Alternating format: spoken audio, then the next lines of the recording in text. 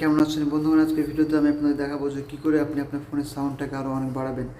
আমাদের ফোনের সাউন্ডটা অনেক স্লো হয় বা আমাদের সাউন্ডটা অনেক কম হয়, এর জন্য আমরা সঠিকভাবে গান শুনতে পাই না বা কোনো মুভি দেখে শান্তি পাই না। তো আজকে ভিডিও দেখাবো যে কী করে আপনি আপনার ফোনের সাউন্ড স্পিকারটা আরও ভালোভাবে ইউজ করতে পারবেন, আপনার ফোনের সাউন্ডটা আরও অনেক বাড়বে এবং আপনার ফোনটাও চালিয়ে আপনি অনেক মজা পাবেন। তো কী সেটিংস রয়েছে স্মার্টফোনের, চলুন আজকে ভিডিও দেখা যাক।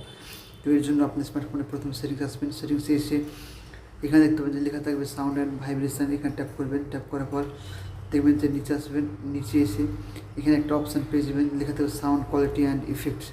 সাউন্ড কোয়ালিটি অ্যান্ড ইফেক্টস অপশানে ট্যাপ করলে দেখতে পাবেন যে এখানে ডলবি অ্যাটমস বলে লেখা থাকবে।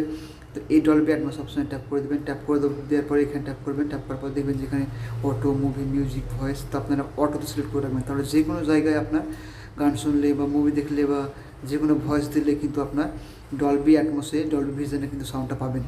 এবং দেখুন এখানে লাউডনেস নর্মালাইজেশন এটা অফ করে রাখবেন, তাহলে আপনার ফোনে লাউডনেসটা ভালো থাকবে বা আপনার সাউন্ডটা বেশি বাড়বে। তো এই সেটিংসগুলো আপনার ফোনে করবেন।